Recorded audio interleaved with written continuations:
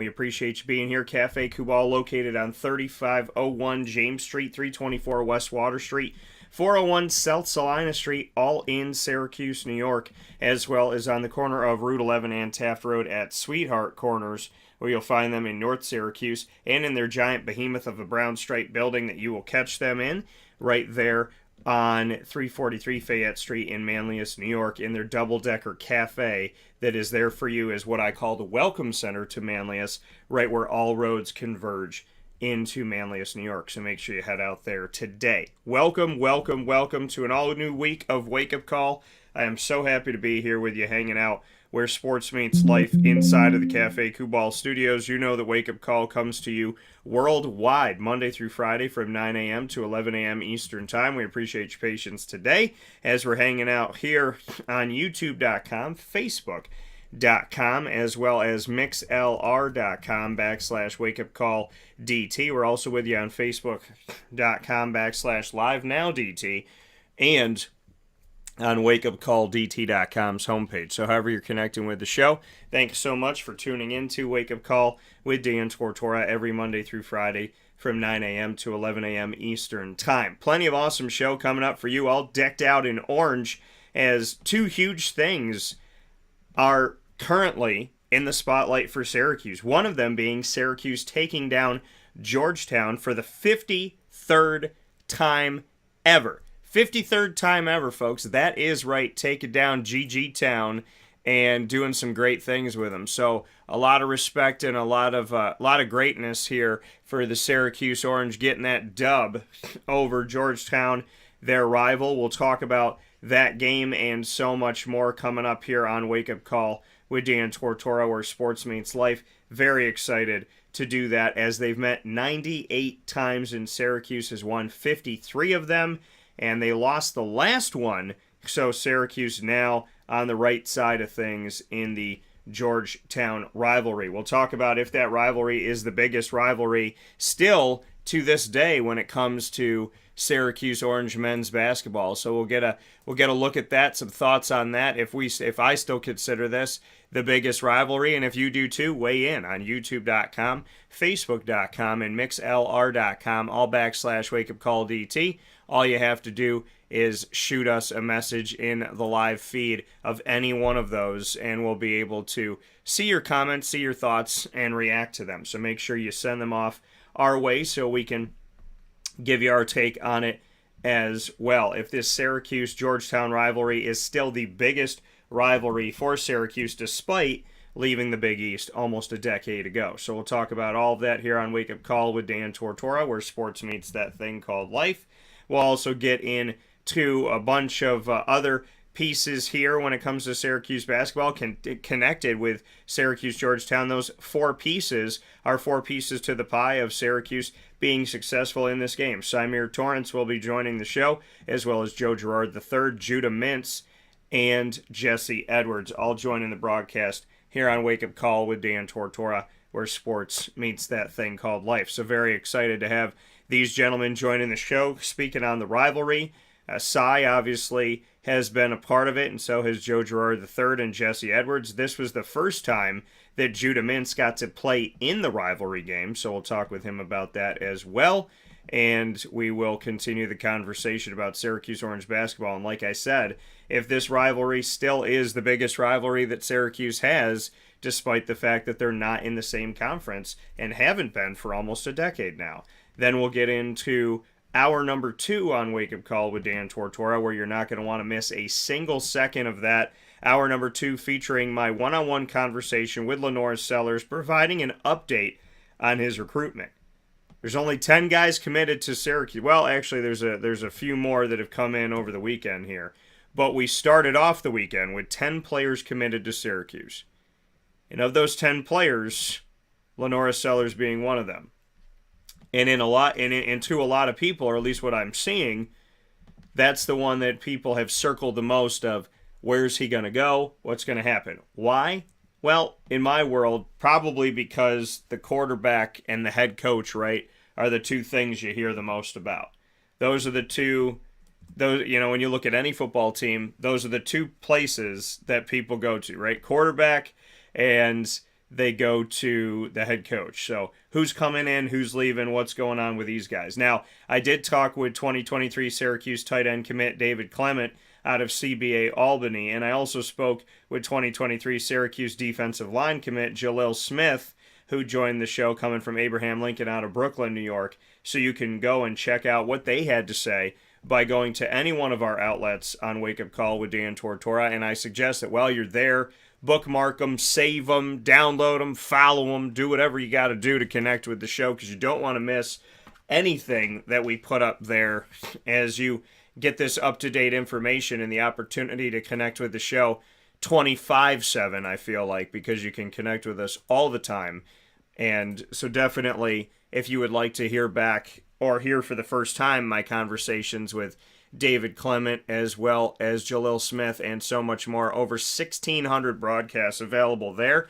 And you can find them by going to Amazon Music, Audible, iHeartRadio, iTunes, and Apple Podcasts, as well as MixLR, Player FM, Podbean, Podvine, Spotify, Stitcher, TuneIn, and YouTube. All you have to do is search Wake Up Call with Dan Tortora on any one of these outlets, or one word, Wake Up Call DT. So make sure that you do that here today, bookmark them and save them, and you'll have the opportunity to listen to all of these broadcasts, including the ones I'm talking about with the gentleman that just joined me here for Syracuse Orange recruiting, that being Jalil Smith out of Abraham Lincoln in Brooklyn, New York, as well as David Clement out of Christian Brothers Academy in Albany, New York, who have updated me on their recruitment. And are they still coming to Syracuse? Are they still down in Orange? Are they still being a part of Syracuse upcoming history, right? Are they going to be here? So make sure you tune into those. Check them out, where sports meets that thing called life. I appreciate it, as always, for everybody that connects with our show and spends some time with the broadcast. I can't thank you enough for being a part of Wake Up Call with Dan Tortora. A little bit goes a long way, and you are all greatly appreciated for being a part of the show. So thanks for hanging out where sports meets that thing called life, every Monday through Friday from 9 a.m. to 11 a.m. Eastern Time. So a lot of great stuff coming up here on Wake Up Call with Dan Tortora. Always looking forward to bringing it to you and to updating you on where things are at. Because listen, a lot of people are wondering where everybody is here in the recruitment for Syracuse Orange football after Syracuse lost both of their coordinators for offense and defense in the same day. They still have their special teams coordinator, Coach Ligg, which is great, because Ligg has given the team a leg up, and I do mean that, and I'm going to do that little play on words, but you know, he's definitely give them a leg up on the competition. So I appreciate him so very much, and obviously Syracuse fans should appreciate him too for sticking with the team, so they didn't make it 3 for 3 coordinators leaving the Syracuse Orange all at the same time. So big ups to Coach Ligg sticking around, and my best to Tony White, my best to Robert Anae as they move forward in their careers and try and, you know, find their footing and where they feel is going to be best for them moving on forward. So we will talk with LaNorris Sellers, hour number 2, right around 10 a.m. Eastern Time. Do not miss a second of that broadcast, because we are going in and we're going to go ham on that one. So make sure that you are listening into that. We're going to be breaking down, no question unasked here, in getting to the nitty-gritty of where he is at in his recruitment and what's going on with all of that. So you do not want to miss a second of that as we get a chance to be joined by LaNorris Sellers. So make sure you're listening in and watching here on Wake Up Call with Dan Tortora from inside of the Cafe Kubal studios. Now, you can see that I'm actually donning my Jacksonville Jaguars, one of the many pieces of apparel I have. If there's any more apparel out there that I don't own that's Jaguars related, I would be somewhat surprised at this point. So the Jacksonville Jaguars, very, very happy to be donning this shirt. As always, I wear them when they win, I wear them when they lose, but gosh darn it, it feels good this morning that they won, and I'm going to tell you a couple reasons why before we jump into the Syracuse stuff. Jacksonville Jaguars winning up against the Tennessee Titans doesn't happen often historically. And there's a weird statistic that I wrote a story about within the last couple of years here, where the Jaguars not only struggled to defeat the Tennessee Titans, but they struggle to defeat the Tennessee Titans on Sunday. So even when they defeat the Titans, it's typically happening on a different day, on a Thursday, on a Monday. That's when they're defeating them. So they very rarely defeat the Tennessee Titans, and when it happens, it's usually not on a Sunday. So this time around, they defeated the Titans. They did it on a Sunday. And there was a friendly wager that was put forward for those of you that remember that came out to the live broadcast. That's why it's important to watch and listen to every single broadcast of Wake Up Call, Monday through Friday from 9 a.m. to 11 a.m. Eastern Time. And after we have our shows in the morning, we do a lot of shows in the community as well. And this is one of the shows that we did with the Baldwinsville Bees, that we have our Baldwinsville Bees exclusively over at Pizza Man Pub on 50 Oswego Street in Baldwinsville, New York. Well, we did a show with the football team, and when we did a show with the football team here recently, we had the opportunity to sit down with Carl Sanfilippo, the head coach, and his players. And while he was sitting up there with Jack Boslett, his center, he said to me, "When are the Jacksonville Jaguars playing the Tennessee Titans?" And I gave him the first game, which was which was yesterday, December 11th. And he said, "All right, well, they play each other twice." But he said, okay, when they play each other for the first time, when they play in that first game, he said, if the Tennessee Titans win, then you will buy Jack and I dinner. And Jack is an offensive lineman. So I'm sitting here thinking, well, Coach is Italian, so I know Coach can eat. And I got an offensive lineman here, so I know he could throw down too. And so they said, if we win, then you buy us dinner. If we lose, and Jacksonville is able to get the victory, which I don't think anybody thought was possible, and I was concerned about it, they said if Jacksonville wins, then we'll buy you dinner. Wherever you want to go, whatever you want to eat, it's on us. Well, thank you, Coach, for saying that, and thank you, Coach, over the weekend for keeping your word. I will be dining out, and I got to find a place that's got some good lobster tail, as I will be eating with Coach, and maybe Jack's going to come out too. Should be. It's part of it.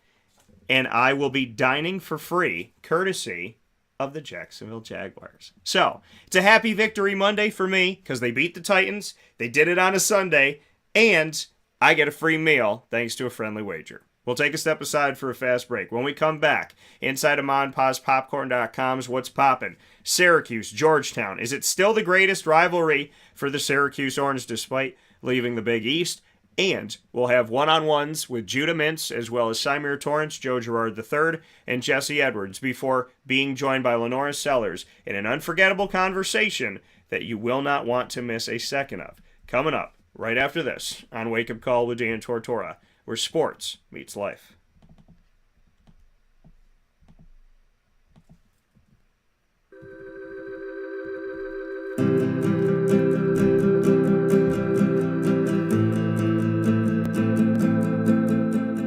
Cafe Cabal offers same-day local delivery of our products, offering no delivery charge for Onondaga County. Shop cafecabal.com for fresh roasted coffee beans, cold brew, travel mugs, and all your essential Cafe Cabal needs. Cafe Cabal, coffee for the soul.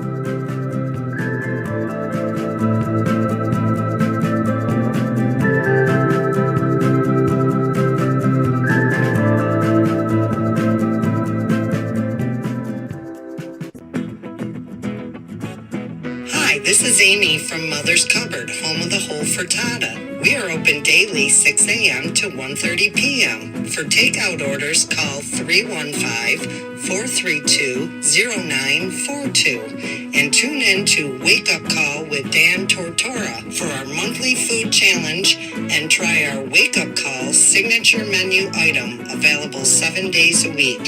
Here at Mother's Cupboard, we are Central New York, and it's our honor to serve you.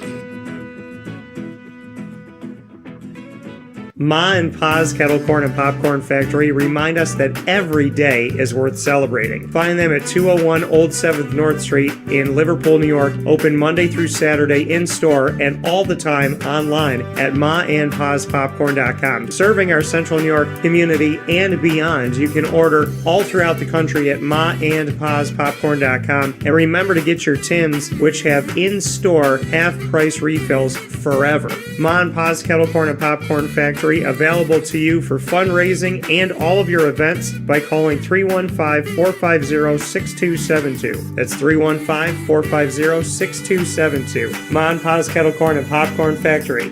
How corny are you?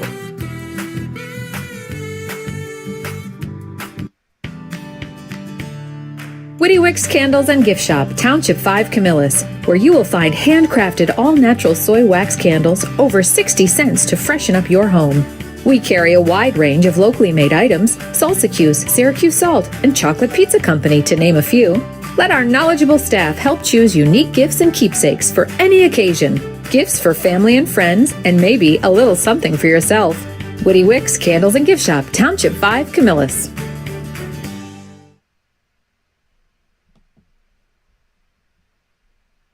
This is a special message from Merritt Brady, owner-operator of Chick-fil-A Watertown on 1290 Arsenal Street in Watertown, New York. Chick-fil-A for me has always been about the people. I think it starts with the strength and leadership of the Cathy family. It's just amazing to see a family-run business reach the altitude that they have. Second mile service is something that we embodied at my previous business, and the ability to make people feel like they're the only person at your establishment, that you are there to serve them that day and looking for those extra ways to make them happy, to anticipate what they need next is what makes me tick. And I'm going to have so many opportunities at Chick-fil-A to do that. It's one of my favorite things to eat in the world. My favorite application question or interview question when I'm interviewing is when I get to, have you ever eaten at Chick-fil-A? And a smile hits both their ears. You know, they can't even answer the question for a second. And when I see that, it's like, man, that's going to be a great hire. They already get it. They already feel it. They already know that we're different. The Chick-fil-A experience, it's a real thing. And then, of course, just our generosity and community involvement and making a positive impact in the lives of our team members, our guests, and the community in general, I think is really the secret sauce. Chick-fil-A Watertown on 1290 Arsenal Street in Watertown, New York. Coming to you, fall 2022.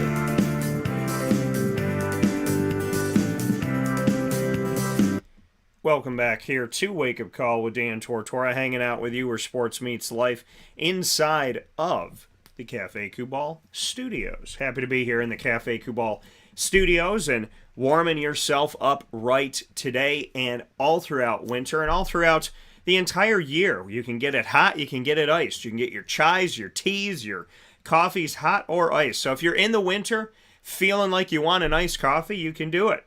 And if you want to warm yourself up, you can do that as well. And I suggest you do it locally. Cafe Kubal, 3501 James Street, 324 West Water Street, 401 South Salina Street, all in Syracuse, as well as on the corner of Route 11 and Taft Road in Sweetheart Corners in North Syracuse. And, of course, you can find them on 343 Fayette Street in Manlius, New York. With that being said, back here inside the Cafe Kubal Studios, it is time to get into our conversations of the day inside of MonPosPopcorn.com's What's Poppin'. Syracuse, Georgetown is where we're going to start. Is Syracuse and Georgetown, is this the rivalry still? Yes. Yes, a resounding yes. It is still the rivalry. To me, it is. We're going to jump right into it. Why? Because I believe it. Because when I was a kid, it was Syracuse-Georgetown. When I was a teenager, it was Syracuse-Georgetown. When I went to college, it was Syracuse-Georgetown. When I graduated college, it was Syracuse-Georgetown. When I started my broadcasting career, it was Syracuse-Georgetown. When I was at ESPN in Scranton, it was Syracuse-Georgetown. When I was at ESPN in Syracuse, it was Syracuse-Georgetown. Then they moved to the ACC, and guess what? When that rivalry continued and I was down in Orlando, it still felt like Syracuse-Georgetown. I remember when Syracuse played Villanova, and I was down working at ESPN in Orlando and at Disney as well. And I remember I was in a wheelchair because I had injured my knee. And on the back, you're supposed to put your name. And what did I put back there instead? I put Beat Nova. Why? Because the Big East, whether Syracuse is a part of it or not, they're a part of it, right? They're a part of that history. And what really hit home with me, and speaking on that, is when Syracuse, when I was this past year, I should say this past season, because it was still this year, but this past season. And Gene, we're going to have to get Gene on the show. Gene just told me he got my message. Would love to get Gene on the show. Mr. Waldron. He was at the game. He's at many games. Love Gene. Love Gene, and I love what Gene is doing. God, he looks healthy. He just keeps getting healthier. Taking care of it. Healthy mind, healthy body. Working out. Doing things that are good for you. Not only working out, but working out repetitiously, right? You got to have repetition. Your body's got to have the reps. You can't just like run on Monday and then eat a bunch of crappy food on Tuesday and go, well, I'm good, right? No, you got to keep doing it, right? You got to keep on it, stay it. Maybe you run Monday, Wednesday, Friday. Maybe you walk every single day. I found that walking every single day is what changed my body for me. That is what did it for me. Every single day, repetitiously. 10,000 steps at least every single day. You got to keep it going. And that's something that I'm on right now, right? I'm on it. Because I love it. And I love what it does for me. And I love how I feel. And Gene is doing that. Healthy mind, healthy body, healthy mind. Don't wait until New Year's to start. Do it now, folks. Get in the repetition now. So we can get healthy, get well, and stay well. With that being said, like I said, down in Florida, wearing the Beat Nova, right? Coming back up to New York, having Syracuse join the ACC, and I still felt it. I still felt that connection to the Big East. So this past season, in March of this year, 2022, I was at the Big East tournament for the first time in 9 years. And I want to thank the entire staff for making that possible of the Big East. Thank you so much. John Paquette and everybody. So I'm out there at the Big East tournament, and they put up the Big East video celebrating the history. And this is what really brought it home and made me say, you know what? Syracuse has always been a part of it, and they always will be. They showed their history up on the big old screens in Madison Square Garden. And when they went back to the moments, they didn't pull things out of history. Syracuse was there. Jim Boeheim was there. The greatest moments of Big East history, Syracuse still etched in that, still a part of it, despite the fact that they haven't been in the conference for almost a decade. So that even spoke to me more. That they can't even take Syracuse out of their history, even though Syracuse is not there right now. And that's the truth. It's a part of history. But it's also a part of the present. Syracuse-Georgetown is the biggest rivalry that Syracuse has. It's the biggest game they have on their schedule. It's a non-conference game now. But it's a game that I got up differently to. When I got up Saturday morning, I got up like it was Christmas. I got up excited. I got up live, feeling good. Like it was one of those special days in the year. Man, I got up, my back felt good. My mind felt good. I was like, whew, this is a game. Chills, feeling awesome about it. Went to the Dome, felt awesome about it. Honestly, it made me feel like old times in the Dome. It made me feel like the Big East in the Dome. Because as much as I love and respect the ACC, Syracuse basketball doesn't belong there. They don't. I love the ACC, but Syracuse basketball does not belong in the ACC. Because Villanova, Georgetown, you could throw in Marquette if you fancy to, but Villanova, Georgetown, St. John's, Connecticut now, they're all there. It's like the gang got back together, but Syracuse isn't there. They're the one member of the band that didn't come back for the reunion tour. And that's how it felt when I was at the Big East tournament in Madison Square Garden. It felt like the whole band was back together, sans Syracuse. This is the rivalry game. It might be the biggest rivalry game in men's college basketball. I think the only other one that people could throw at you is Duke, North Carolina. But I think Syracuse, Georgetown gets deeper. I think it digs deeper. I think really it's Duke, North Carolina. I'm going to put the poll up and see what you guys have to say. But I think it's Duke, North Carolina, or Syracuse, Georgetown. And I think that both of those rivalries are two of the biggest rivalries in all of sports across the entire planet, spanning all of time. I think Syracuse, Georgetown, Duke, North Carolina, take it out of basketball and just call them straight-up rivalries. Yankees, Red Sox, right? Games like that. Back in the day, Cowboys, Steelers, right? Cowboys, Eagles, maybe now. Cowboys, Giants, something like that. But those rivalries etched in history. Yankees, Red Sox, Syracuse, Georgetown, Duke, North Carolina. I think those are all in the same conversation. I really do. I got up differently. I love the way that I felt when I woke up on Saturday morning saying to myself, oh, we got Syracuse, Georgetown today. This feels different. I honestly said Syracuse could lose every game of the season, beat Georgetown, and fans would still think that it was a good year. Right? Well, at least we beat Georgetown. What do they say at the end of every game in the Dome? When they're not playing Georgetown, what do they say at the end of every game? What does the band say? And Georgetown still sucks. That's what they say at the end of playing Oakland, at the end of playing Bryant, at the end of playing Monmouth tonight. They'll say, and Georgetown still sucks. What rivalry do you know where they talk about the other team when they're not even playing them? The Syracuse-Georgetown rivalry is not only Syracuse's biggest rivalry in Syracuse basketball, it might be Syracuse's biggest rivalry across all their sports because Syracuse football really doesn't have a true rival anymore. So it may be their biggest rivalry across all of their sports. And on top of that, one of the greatest rivalries in the history of mankind. They are not a part of the Big East, but the Big East is still a part of them. It's like the person that let you go to find yourself, but that believes you're going to come back home someday. That's like what the Big East did. It was like, you know what? If you need to go find you, Syracuse, go ahead. Go find you. But if you ever come home again, we'll have the light on. There's nothing like it. 98 meetings between the two teams. Syracuse with 53 wins, Georgetown with 45. The time that John Thompson had said Manley Fieldhouse is officially closed and people still get irked about that. The fact that Patrick Ewing played in this rivalry and is now coaching against Jim Boeheim and on the floor again. Patrick Ewing is back in the Dome. And he's still terrifying. Fans can say what they want to say or what they don't want to say, but the truth of the matter is you don't get up more for Duke than this game. Maybe there's more butts in the seats. But now that Coach K's not there, is that going to be the case? Good morning to Mama.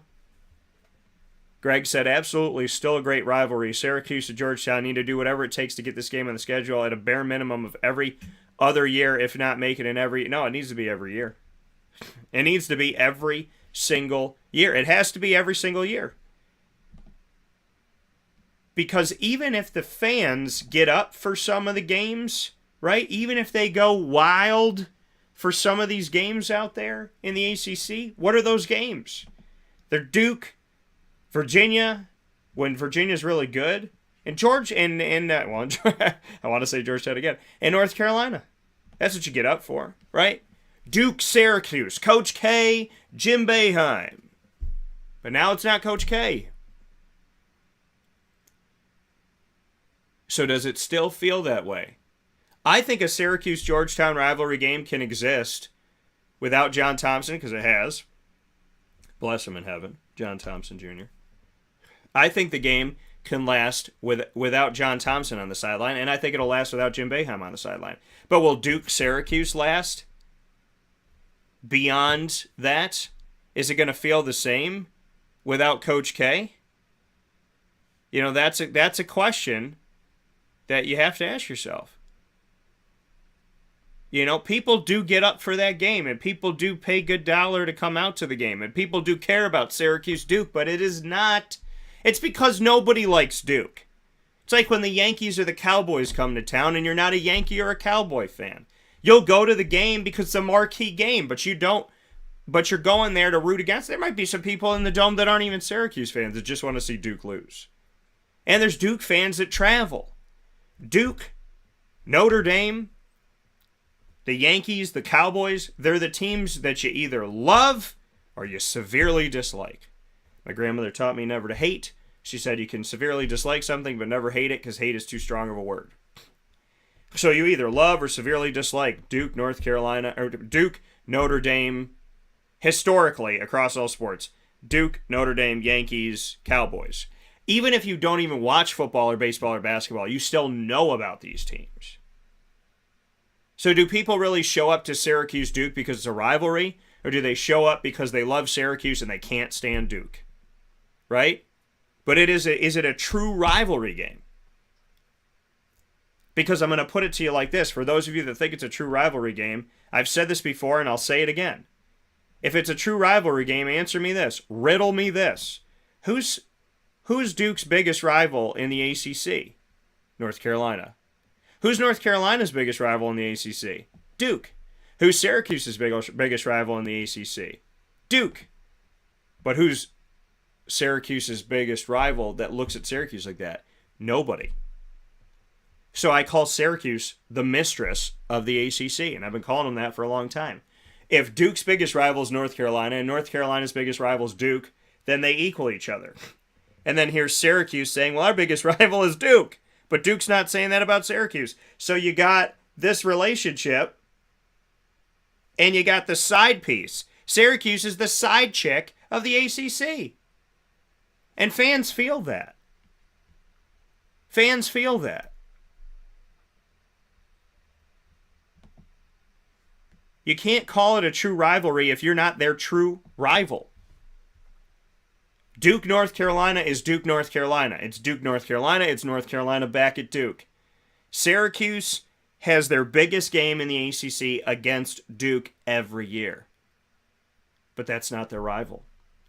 It really shows that you don't fit a conference when your biggest game is against a team that doesn't consider you their biggest rival. However, who's Georgetown's rival in the Big East besides Syracuse having been there? Nobody.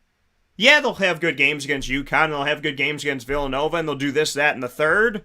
They might have a good game against Seton Hall. But Syracuse and Georgetown's biggest rival is still each other, spanning the fact that they are not in the same conference anymore. Georgetown does not have a true Big East rival, bigger than Syracuse was, and Syracuse doesn't have a true ACC. It's still Syracuse-Georgetown. It will always be Syracuse-Georgetown, and they need to play each other every year because of that. I woke up feeling totally different. I can't tell you the last time I felt that way. When I know that Syracuse is playing Georgetown, everything inside my body feels some type of way. And it's great, and it's exciting, and it's different. And there's nothing in the ACC, with no offense to the ACC, and nothing anywhere else that can duplicate the way I feel when I know Syracuse is playing Georgetown. On a Monday, on a Tuesday, on a Saturday, on a Thursday, I don't care. When they play each other, those games stick. And it's the biggest rivalry the Orange has. Without doubt. You want to talk about it? Let's discuss it. But I don't think there's a rivalry any bigger for the Orange. And I think it's one of the biggest rivalries across all sports, spanning all history. I'm going to put a bunch of things up on Twitter. I'm going to let y'all vote. And I'm going to put them on Facebook as well. So make sure you're with us on Facebook at Wake Up Call DT, the Twitter at Call DT, and I'll put it on my Instagram story at WakeUpCall_DT. With this beautiful Witty Wicks candle shining bright inside of our studios, I implore you to head out there today and grab a candle, as well as all of their amazing holiday and Christmas decor and ornaments, while you continue to shop for yourself and for others for Christmas and all of your holiday season needs. So make sure you head out to 190 Township Boulevard in Camillus, New York, right in front of Movie Tavern. We'll take a step aside for a fast break. When we come back, you'll hear from 4 of the student-athletes that worked together to defeat the Georgetown Hoyas for the 53rd time in Syracuse history. Big ups to Symir Torrence, as well as Joe Girard III, Judah Mintz, and Jesse Edwards, and the entire team Those four gentlemen will join me after this fast break on Wake Up Call with Dan Tortora, where sports truly meets that thing called life.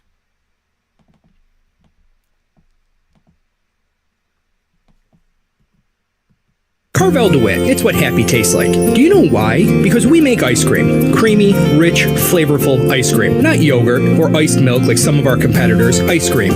Fresh, by hand, daily. For the calorie conscious, we have something new for you. Our new Carvelite. Same great flavor, creaminess, and texture of our regular ice cream with only 35 calories an ounce. So whether you want an ice cream cake, flying saucer, dasher, carvalanche, hard or soft ice cream, we will satisfy your craving with our fresh, handmade regular or new Carvelite ice cream. Carvel DeWitt. It's what happy tastes like.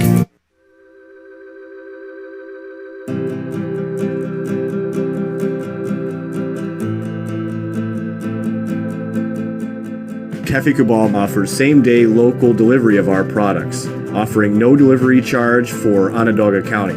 Shop cafecabal.com for fresh roasted coffee beans, cold brew, travel mugs, and all your essential Cafe Cabal needs. Cafe Cabal, coffee for the soul.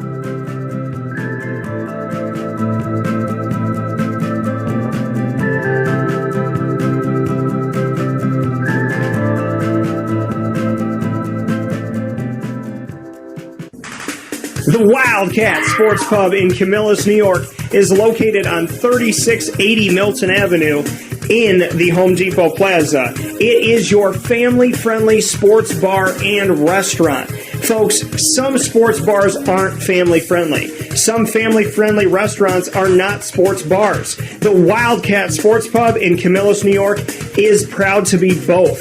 It is that marriage that you've been looking for years. The Wildcat Sports Pub is your home base for your sports bar and restaurant needs, games for the kids, indoor and outdoor activities, and enough things on the menu to come back every single week and get to try something new. They're open Sundays from noon to 8 p.m., Monday through Wednesday, 11 a.m. to 11 p.m., and Thursday through Saturday from 11 a.m. to midnight. For reservations and party information, call 315-487-2222 for the Wildcat family-friendly sports pub and restaurant.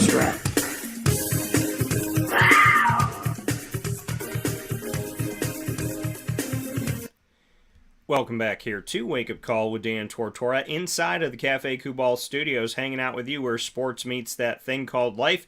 It's now time inside of the Cafe Kubal Studios to get into these conversations from the Syracuse Georgetown rivalry, and that inside of MonPazPopcorn.com's What's Poppin', giving us an opportunity to hear from the Syracuse Orange men's basketball team following their win over rival Georgetown. We're going to start things off with Judah Mintz. Why?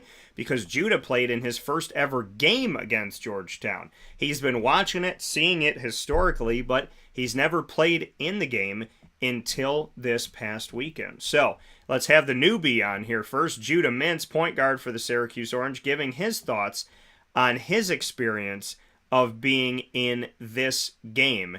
And this is what Judah had to say when I had the opportunity to talk with him about going up against Georgetown and getting the victory against Georgetown, as you are here watching and listening on Wake Up Call with Dan Tortora, where sports truly meets that thing called life.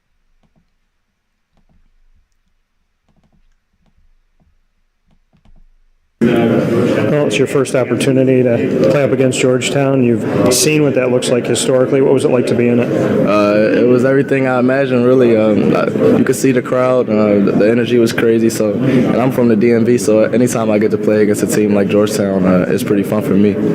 They say here in the ACC, Syracuse-Duke is that rivalry that people have kind of leaned on a little bit. Is there one in the ACC, or do you feel like it's always going to be Syracuse-Georgetown? I mean, it's Syracuse-Georgetown as far as I know, but I mean, I don't know. For me, I want to be everybody my rival. So, and just what you could take away from your play up to this point, and as a true freshman on this team, just what you've seen from the first 10 games. Really, just my progression as a point guard, and just knowing that my team is going to follow my lead, and just steady progression. Really, we've gotten a lot better over the course of this first 10 games. Even in the games we've lost, it's it's always things to take away from even games like this. We could take things away. So just knowing that we can always get better has really helped us. As a guard looking for your shot, but at the same time looking to feed, do you feel like you're finding a balance between when to pass it, when to go after it yourself? Yeah, definitely. It's really just reading what the defense gives me. If they give me the lane, I'll take it. If they give me a shot, I'll take it. But just really knowing how to balance the game has been key for me. You got a guy like Jesse Edwards inside, just what it's like having that type of a presence there. Yeah, I'm sure any guard would tell you that having a big like Jesse is unmatched. He's a bailout option, late shot clock. If you have nothing, you could go to Jesse. So just having a big like him that's talented and skilled, it's no match for it. You're on the floor for the Syracuse Georgetown rivalry, and not only that, but you look to the other bench and Patrick Ewing is standing there. Was that surreal for you? Nah, I mean, I met Patrick Ewing when I was going through my recruiting process, so I'm kind of familiar with him. So it wasn't that surreal for me today. You see Jim Boeheim get honored in the Ring of Honor, Dwayne Pearl Washington. You being a guard on the team, when you see somebody like Pearl honored, do you feel the weight of that and wanting to carry on that backcourt prowess that Syracuse has had for so long? Yeah, I mean, Syracuse has always been known for great players and especially great guards, so you don't want to be the guard to let that drop. So, I mean, every time I get an opportunity to be on the court out there, I want to play for my team and play for coach. So. Lastly, just how you would describe yourself as a leader at this point? I think I'm getting pretty better. I still got a ways to go, but as a leader, I think I'm doing a pretty good job right now, but I always have room to improve. What is it that you think you're doing well, leadership-wise? Really just keeping our energy up, even after timeouts or when we can get pretty complacent at times. Just keeping our energy up, knowing that stops and defense is gonna take us as far as we need to go. Stops and defense are going to take us as far as we want to go. That's good to hear from your point guard, because it's important, especially your scoring point guard, to know that those are the things you have to do. You have to make those stops. Because if you don't make the stops, it doesn't matter how many points you score, because you're going to try and beat everybody strictly by outscoring them. And that happens sometimes, but it doesn't happen every time. And I think that that's important for people to remember, that if you want to win consistently, you got to do it with your defense, right? Honestly, they got to hand off to each other. Offense and defense got to love each other up, and that's just the reality of it all. But without a strong defense, this offense will sputter. And last year, as you saw, with a strong defense, without an offense, then the team will sputter as well. You got to make stops. You got to make shots. You got to be smart on both ends. That's what it comes down to. Sounds simple, but it's the truth. If you don't lock down on defense, you're just going to be chasing back and forth all game. I've seen games like that. Sometimes your team wins and sometimes they lose. It's the defense making stops. I go back to the Binghamton Bearcats women's basketball game that I just saw. A defensive stop helped them to win that game 54-51 at home over Navy. And shout out to them for making a shot and then getting a stop. Because if they made the shot and then allowed another one, now we're talking about overtime and potentially maybe a 1-point win. Maybe they make the shot and get fouled and they get to shoot a free throw and tie it. There's a lot of things that can happen. And they didn't because of a defensive stop. Coming up next, Jesse Edwards joins me here on Wake Up Call with Dan Tortora to give his take on it, as he got a double-double up against Syracuse's biggest rival in the history of Syracuse men's basketball. Getting a double-double against Georgetown, 20 points, 11 rebounds. Not too shabby to do against the rival, or against anybody for that matter. Here's Jesse. 20 points, 11 rebounds, a double-double against, the biggest rival in Syracuse history. Just what that was like for you. I mean, that was to win this game was probably the best win, one of the best wins I've had in my whole career here. Just because of the rivalry, and when I played the last one, I think we lost it. So it's a great feeling. And yeah, the double-double just adds on to that. What is it about this team right now, your 3-game winning streak, that you think is the best? You know, what are you guys building off of right now that you really feel like is giving you momentum? I think it's pretty much the fact that the whole team is like playing together. I don't know. I think it was like four guys or 5 guys in double figures or something like that. So everybody's sharing, playing, and everybody who came off the bench in the first half was crazy. Like they put us up 10 pretty much. So yeah, it's like a whole team effort. It's not just the starters at any point. Everybody's playing, and I think that's a big part of it. You guys start off the game down 9-0, then down 17-6. You come back with a 12-0 run to take the lead. Then there's 9 lead changes and 2 ties before you take over for good. Just bring me into how the game started and that back and forth before you pulled away. Yeah, it was like I was up and down, and then really it was when I think Munir was in. I think it was a couple other guys off the bench, and they did a great job. They pulled us. They didn't just keep it even. I think we went up they was like +8 or +6 until the half. So that's all props to them. Like they did an amazing job, and from there we could hold it and finish it. John Bolajak and Munir Hima, what they've meant to that front court with you. A lot. Like their play is like almost perfect. Like you can't do much more when you come off the bench and just come in, immediately play good defense. Move got a couple blocks. Ball is always in the right position. He knows exactly what to do. That's why it's so easy to play with him on the forward. That he makes the right plays and he gets steals or he makes stops, gets charges. So they both just come in and make impact. Whose blocks are better so far this season, you or Munir? Hey, he's trying to take it for me, that's for sure. I tried to get back a couple in the second half, but he's great at blocking, man. So yeah. Lastly, for me, the Syracuse inside of the ACC, obviously Syracuse Duke is a big game. Yeah. But is there, to this day, despite you not being in the same conference, is there a bigger rivalry than Syracuse and Georgetown? In my opinion, nah. There's just been so many legendary Syracuse Georgetown games. I mean, everybody has their opinion. In my opinion, that it's the best one. So yeah. Hearing from the players, this rivalry, right? Pretty darn good. Judah said, everybody's my rival. I want to beat everybody. Jesse said, hey, in my opinion, the biggest rivalry that we have at Syracuse is Georgetown. Let's hear what Symir Torrence has to say here on Wake Up Call with Dan Tortora, where sports truly meets that thing called life. As Cy joins the broadcast, giving his take on the Syracuse Orange and where he thinks things are at here on Wake Up Call with Dan Tortora, where sports truly meets that thing called life. For those of you waiting on LaNorris Sellers, that conversation will be coming up very, very soon here on Wake Up Call with Dan Tortora, where sports meets life, after we hear from Symir Torrence and Joe Girard III. So here's Cy giving his take on this, as well as responding to me, giving him some accolades that I think that he definitely deserves. So you'll hear what he has to say about all of that right now.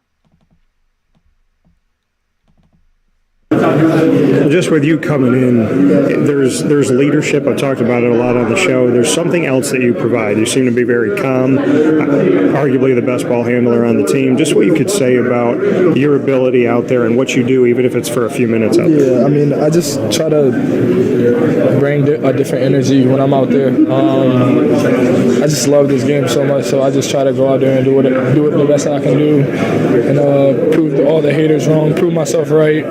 And yeah, at the end of the day, I just want to win and do whatever it takes to win. And I feel like I did that today with the minutes that I had. And just being on the bench and just being a leader and trying to be that players coach for all our young guys is helping. And everybody's responding well. And you can see in the win today. For you, do you feel like you've carved out a role, or are you carving out a role right now?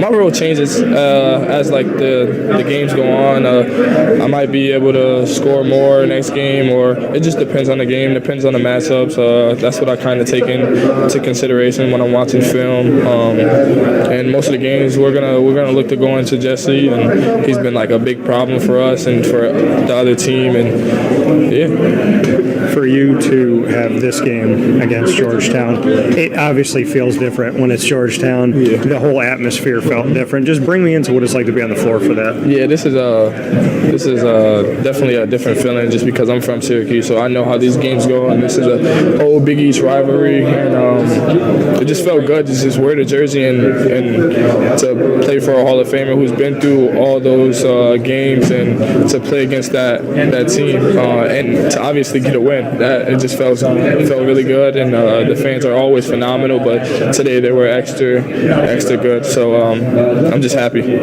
When you beat Georgetown and Patrick Ewing is the coach on the other end, that's got to feel some type of different though. For sure. Yeah, like I said, like the history goes beyond what it is, and just to get a win in the Syracuse jersey where I'm from, it means a lot, and especially against Georgetown.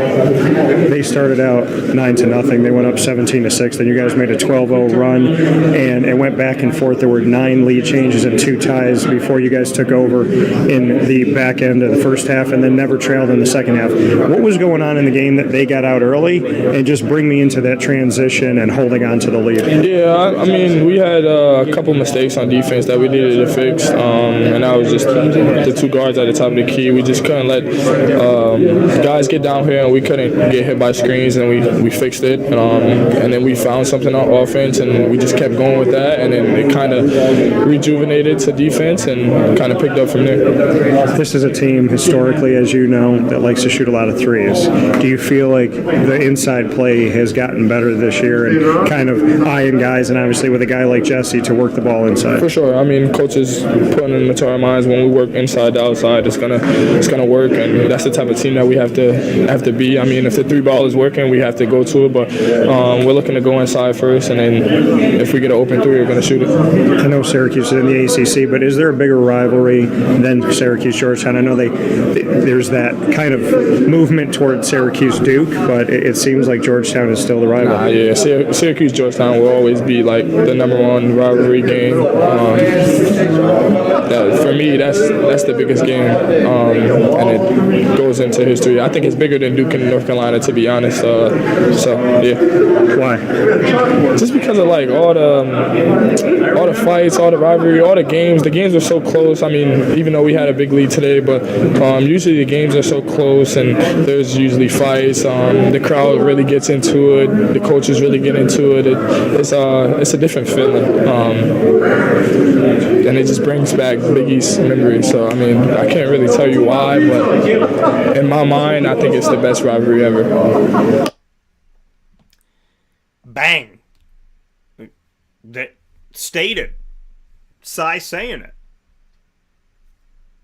And I don't disagree with what he said. I really don't. It just hits different. It feels different. And I think that it rivals the Duke-North Carolina rivalry. Pun firmly intended. And I'm going to put it on our social media and let y'all vote on it. Joe Girard next up here on Wake Up Call with Dan Tortora. Before we get into our conversation with LaNorris Sellers, for those of you waiting on that conversation, it is coming up momentarily, and I appreciate y'all being here, where sports meets that thing called life, as the final conversation that we have here coming off of Syracuse defeating their rival, Georgetown, is my conversation with Joe Girard III here on Wake Up Call with Dan Tortora, where sports truly meets that thing called life. Always appreciate having Joe on the show, and here's my conversation with Joe Girard, who I fittingly have him last here of the 4 conversations. Why? Because he hit the last shot, that 3, that dagger. He told me before the game, and we'll talk about it here, but he told me before the game, they got a 2-1 lead on me. So I got he said Georgetown's got a 2-1 lead on me historically. So he knew how important this game was. in making sure that he gets this victory with his teammates. And they did. So now he's 500 against Georgetown. This is what Joe Girard had to say. With all that and more, after this fast break, or pardon me, coming off of this opportunity here to speak with him, before we go into the fast break, here's Joe Girard and his thoughts on Syracuse Georgetown. To not only defeat Georgetown, but to hit that 3 at the end. Just bring me into that 3. Oh, it was unbelievable. It's one that definitely gets the adrenaline going, even though the game's over at that point. But it's something that it's kind of like a stamp on the game, and against a team like Georgetown with the historic rivalry that we've always had, and then just to kind of put it away like that, it was an unreal feeling for me, and something I'll remember probably for forever. For you to be a senior and to have the nail in the coffin, the last time that you'll play Georgetown, just what that does for you. It was everything, and I remember we talked about it last game that they were up 2-1 on me, so this was definitely something I wanted to get back. Obviously just even it out, but at the same time, I like to say at the upper edge. Last time playing them, we won, and like you said with that shot, so it's something like I said I'll remember forever, and it feels really good. They started out 9-0 and then got up 17-6. From there, you guys went on a 12-0 run. Yeah. Just bring me into that run to get up, and then just what you did, because from there, I think there was 9 lead changes and 2 ties before you guys took over. Yeah, I think the bench guys that came in did a really great job. I think it was Cy Bull and Munir and JT. They came in, did a great job, provided a lot of effort, provided a lot of energy, and kind of just got us rolling. And then, obviously, Jesse got in foul trouble in the first half. In the second half, it was all him. We kind of were just force feeding them and trying to make them stop it, and they won it. So, like I said, it was the bench guys that kind of got that run rolling, but it was up to the rest of us to kind of take it over and finish out the game. What is it about Symir Torrence and him coming into the game that he does to aid this team? Yeah, he provides someone who can just dish the ball to everybody who's open. He knows where the guy's going to be before it sometimes happens, and kind of just gets the guys the balls where they need to get it to. And it sounds kind of simple, but he does a really good job of it, and it's really not simple. So he does a good job of that, and he also provides energy. He's tough. He's a great defender, and he likes to win. So he does a really good job for us. I know that this team's gone through adversity. You're at 6-4 at this point right now on a 3-game winning streak. This game, because it's Georgetown, does this do a different type of momentum? Can this be, if there is momentum in your mind right now, is this even more so bigger than that? Yeah, a little bit. At the same time, we kind of, I think that Notre Dame game obviously was big for us. Just getting 1-0 in the ACC play and being a really good opponent. That kind of set us off. And obviously last game, I think we played, if not our best game, one of the best games we played all year, doing everything. And it kind of just trickled over into this game. But this definitely has a more of a meaning to it from a program sense, and everybody's going to love it. We had a support from legends and all of our coaches. Obviously, remember what it was like to play in those days. So this one definitely has more of a meaning to it, and I think everybody's happy right now. But we can't get content, can't get too above ourselves and too forward from ourselves. We kind of just got to take it day by day and do what we've been doing throughout this 3-game win streak. Is there a rivalry in the ACC that you think is bigger for Syracuse? Or does it continue to still be Georgetown overall? That's a good question. I think everybody, is kind of with Coach K and Coach Boeheim just being great friends. The Duke thing was always a big game. I'm not sure you can call it was obviously a rivalry, but it was always just one of those atmospheres just because of the legendary coaches that were provided in it. But at the same time, I think in terms of team rivalry, it's definitely the Georgetown-Syracuse thing. Talking about the coaches, Coach K and Jim Boeheim, because the coach is in it, that was a big game, maybe a rivalry game. But the team's in it, Syracuse, Georgetown.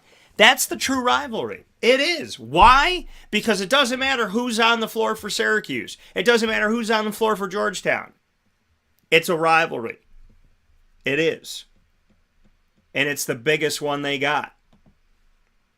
And as far as I stand right now, it always will be. And they do need to play every year.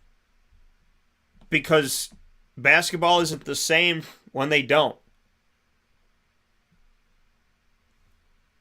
It's not the same when they don't. We'll take a step aside for a fast break. When we come back, folks, LaNorris Sellers is going to join me here on Wake Up Call with Dan Tortora, where sports truly meets that thing called life. Very excited to have LaNorris here on the broadcast on Wake Up Call with Dan Tortora. A lot of you have been wondering, where are these commits? Where are they standing right now? With Syracuse losing an offensive and a defensive coordinator in the exact same day, what do the recruits think? Are they still coming to Syracuse? Well, you're going to hear from quarterback of South Florence High School in Florence, South Carolina, LaNorris Sellers, right after this, give his thoughts on what he is, where he's at right now in his recruiting. Inside of the Cafe Cubal Studios, you do not want to miss a second of LaNorris Sellers updating us on his recruitment status right after this.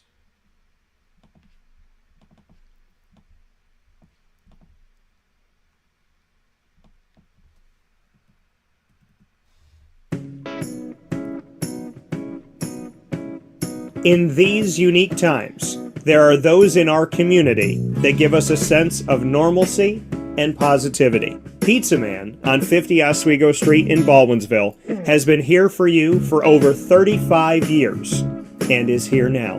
Call 315-638-1234 or order online at pizzamanbville.com to bring those familiar tastes into your home. And remember to come see our monthly on-site broadcasts centered around the community and our Baldwinsville beats.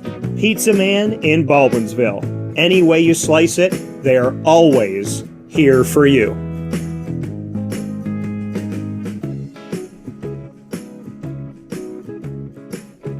This is Jimmer Sikowski, owner-operator of Chick-fil-A Cicero, 7916 Brewerton Road in Cicero, right in front of the Home Depot. I had a deep feeling that God wanted me to do something bigger with my life and to help people, help others. I kept putting Chick-fil-A in my life, and I realized as I was going through the franchise selection process that positively impacting the lives of others was really core to what we do here at Chick-fil-A. First of all, it starts with the food. The food is brought in fresh daily. We bring in local produce. We prepare to order in the kitchen. We hand bread our chicken. We hand spin our milkshakes. It's great food. It doesn't taste like fast food. I think the second thing is the way people feel when they come in a Chick-fil-A restaurant. It's different. We try to treat people with intentional kindness here, which is very different and deeper than good customer service. And so I think it feels remarkable for most people to come in a Chick-fil-A restaurant. And then lastly, the impact that we try to have in the community is very different. It's a big part of the expectation of every operator of a Chick-fil-A restaurant is that they're actively engaged in their community, they're a leader in the community, and they're making a difference. When they realize that what we're striving to do is to shine a little light in their life, that's a very, very different experience than you will have in any other quick service restaurant. And it's that remarkable experience that I think people will emotionally connect with. I'm George Townsend of Honda City with some good advice when buying a new car. The true cost of owning a new car is determined by the appraised value when you trade it. No vehicle appraises higher than a Honda. Next, look for low APRs and deep discounts. You also want low maintenance costs and great fuel economy. That's why my advice to you is to buy a new Honda. Looking pre-owned, visit our Honda Certified Used Car Center. Honda City, 7140 Henry Clay Boulevard, Liverpool, or HondaCity-CNY.com. It would be a pity if you don't shop at Honda City.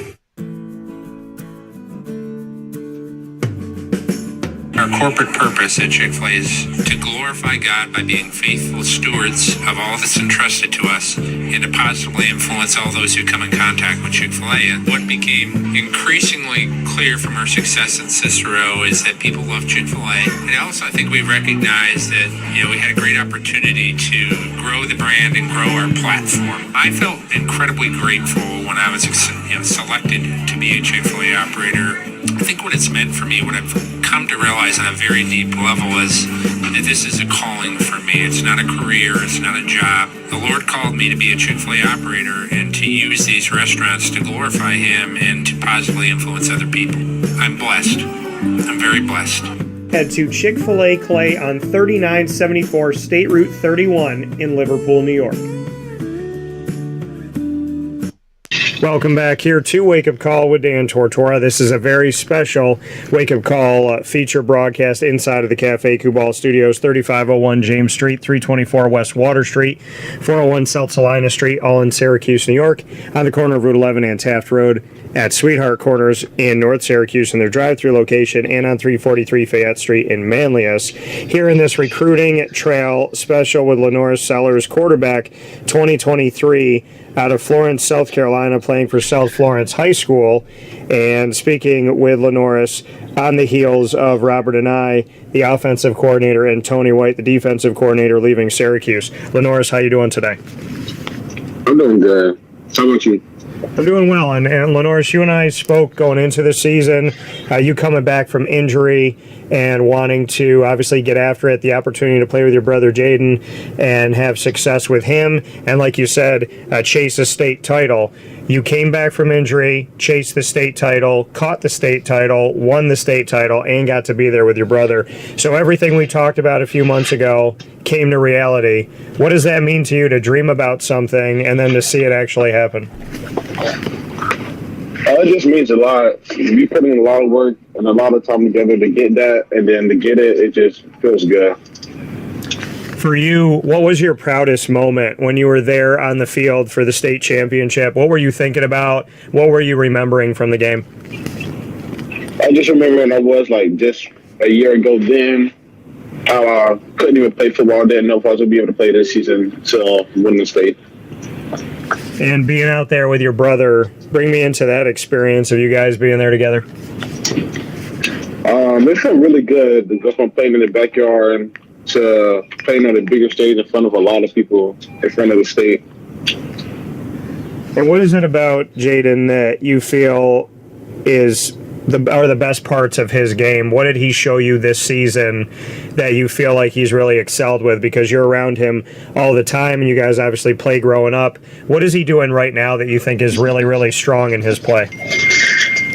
I think tracking the ball and his speed and his ability to break tackles are the best things that he does. And then what about you, LaNorris? What did you see from your game this season that you feel like has gotten better? Really just being familiar with our playbook and stuff, and being comfortable and confident. I think that was the two biggest things. And for you here at LaNorris Sellers, 2023 quarterback coming out of South Florence High School in Florence, South Carolina. Like you said, a year ago you couldn't play. You were injured and looking forward to this moment. Bring me into the journey and the get back of going through that injury and just wanting to be on the field and get one more shot with your team. So I got hurt that Friday, went to the hospital and stuff that Saturday. Well, I got hurt that Friday, had surgery stuff that Saturday morning. I went home, whatever. 3-4 months maybe. Started rehab and stuff. Started getting out of the sling, working out. Couldn't really throw for a while just because I used my shoulder to like aim or whatever. And then started back working out, started back throwing this again. Was able to play soccer, played soccer, fell on it a couple of times, bumped into people a couple of times, and then started back working out to get ready for football season. And for you, like you said, you got to play soccer. As you're rehabbing and trying to get out there to be a part of the football team, why was it important for you to be a part of the soccer team as well?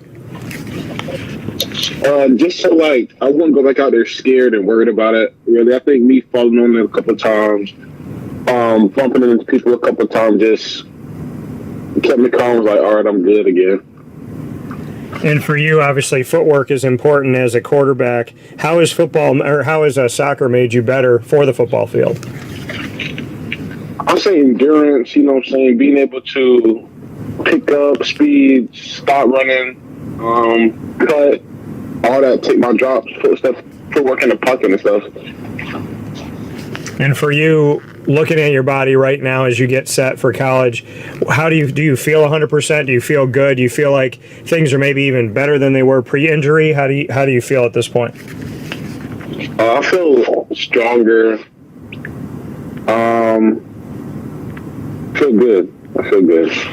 LaNorris Sellers here on Wake Up Call with Dan Tortora. So the question that everybody around the world that is a Syracuse fan and down orange and blue is coming off of the news of Robert Anae, the offensive coordinator, leaving Syracuse for NC State, and defensive coordinator Tony White leaving for Nebraska. It's been the question of who's really committed to this program and who's coming in. Where are you at as far as your commitment to Syracuse? I feel like them leaving is something to think about. Just considering that a DC and an OC left in the same day, it's just, you just have to think about the whole staff's future, you know what I mean? And everybody.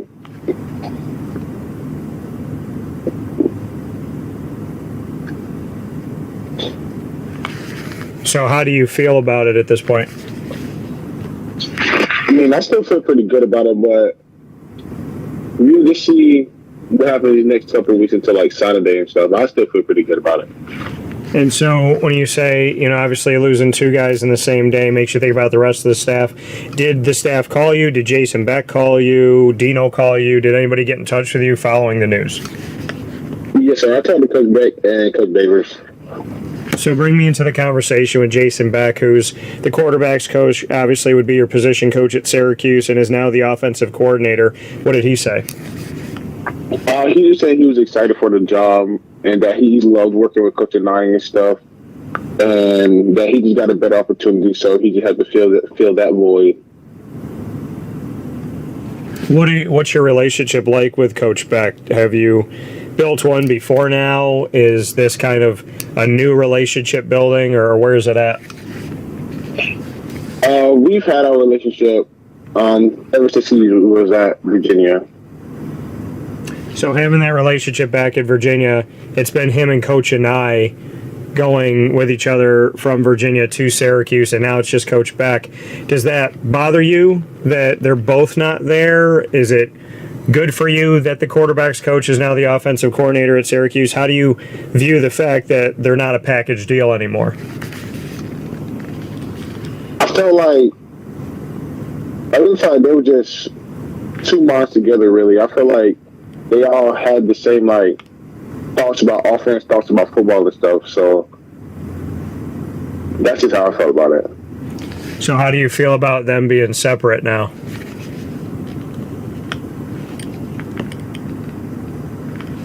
I mean, I guess since, you know, they both can't make, like, connect and improve off each other, they just have to work it to figure it out themselves, really. And I think they can do it. So Coach Anae, he heads off to NC State. You're in South Carolina. He's in North Carolina. They don't have a quarterback with Devin Leary leaving for the transfer portal. Has Coach Anae reached out to you about NC State? No, sir. So, and I know that in your recruitment here with LaNorris Sellers, 2023 incoming quarterback for college football, LaNorris, you, after committing to Syracuse, had posted that other schools had spoken with you and you had gotten offers from them. Has anything changed in your recruitment? I mean, when did you feel it was important to put out publicly, hey, these schools offered me too? Or is there any weight to potentially being interested in other schools? My philosophy with the whole thing was to just, like, you know, keep them open in case anything does happen. Because, you know, in Virginia, I was committed to them. And then Coach Mendenhall stepped down. And then so we was really stuck then. So I just keep it open until Saturday until I sign a pen and paper. And so you say keeping it open. How committed are you right now in this moment with signing day not that far away here in December? How do you feel about Syracuse right now? I still feel pretty good with them. And it's pretty good to you, like 50-50? Is it more than that? If there was a pen and pad in front of you right now, would it be Syracuse, or where do you see it? I'll say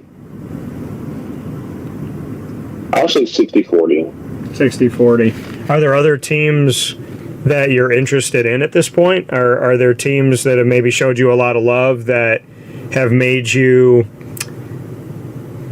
leave your recruitment somewhat open at this juncture? Well, like South Carolina's coming hard.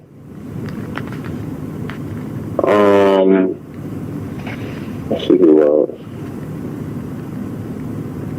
These more in-state schools coming a lot harder. What did you say? What schools? A lot of in-state schools are coming harder. And I mean, does that hold weight with you and the family at this point? Having schools that are in state, is that something that could change things for you? I'll say it does.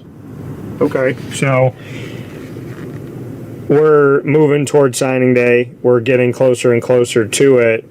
Is this LaNorris Sellers sitting at a table with a few hats in front of him? How do you envision signing day right now? Nah, I wouldn't want attention like that. I think it's more of me putting out just saying where I would sign to and just something simple like that. Not anything too much of attention wise. So you said you spoke with Dino Babers, the head coach of Syracuse. What did he say to you with Coach Anae and Coach White leaving? What was the conversation like? Well, he didn't talk to me about Coach White leaving, but he just he has good and bad news. That Coach Anae was leaving and that Coach Beck was just moving in to fill the OC spot. So when he said that to you, what did you guys talk about? What was the conversation like? He just told me that, and then he was like, I just want to call you and tell you, and you can talk to Coach Beck and congratulate him. So the conversation with Dino, was there a, hey, are you still coming to us type of thing? I mean, did he approach you on the, are you still good with us type of thing, or did he talk to you about your recruitment at all, or no? Oh, no, sir. Okay, so he lets you know the news. You spoke with Coach Beck. Do you believe that Coach Beck can lead an offense that would fit you? I mean, is that something that's interesting to you or exciting to you? Yeah. So you're 60-40 for Syracuse right now. Have the other recruits reached out to you? The other guys committed? Have you had conversation? I know that David Clement said that he kind of texted you back and forth, but have you talked to any of the other commits? No, I just really talked to David. Was really the only one. And what was that conversation like? Because I know he was talking to me about how you guys finding out and just kind of texting back and forth. What was that like to talk with him about it? We just really had the same mindset, really. He was just worried about, he was just asking me, what I was going to do, since he was, the OC and stuff, and Coach Anae was his main recruiter, so he was just wondering, what was going to happen because he knew Coach Beck and Coach Anae was, a package deal. He was just wondering if, since Anae went to NC State, was Beck going to go to NC State with him, and what was going to happen with the rest of the coaching staff. For you, if Coach Beck ended up being the quarterback's coach still and the offensive coordinator, would that make you feel better, or are you excited to see who maybe Coach Beck would have under him? I feel like either way would be fine, honestly. Garrett Schrader had told me within these last few days that he's going to finish his college career at Syracuse and that he was planning on coming back. Does that change anything for you if Syracuse's incumbent starter comes back for 2023? I don't think so. Are you willing to maybe, but I don't really think so. Either way, anywhere anybody goes, you have to compete for a spot regardless. So, if you had to sit and wait a season and just kind of grow and learn, are you okay with that, or do you feel the need to play right away? I'm perfectly fine with that. Okay. Have you had a conversation with Schrader at all, and have you spoken with him? Not since my official, no sir. Okay. When you were on your official LaNorris, what did you guys talk about? We just talked about a lot. He talked about the quarterbacks, what kind of offense they was running, practices and stuff, how the season was going to end up going, and just stuff like that. This coming from LaNorris Sellers. So, how have you approached this with your family? When you say to me, I'm 60-40 on Syracuse, not giving a definite answer until signing day, how have you kind of gone through this with your family, and what advice have they given you? They just told me do what's right for me. It's ultimately my decision. Don't worry about what everybody else says or does. It's ultimately up to me, and I just need to focus on me and what's best for me. With Coach Anae leaving, have you felt like you lost a lot of your connection to Syracuse, or do you still feel like you can gain that back with Coach Beck? I mean, was Anae such a big part of it that you think it's going to be hard to make up for that?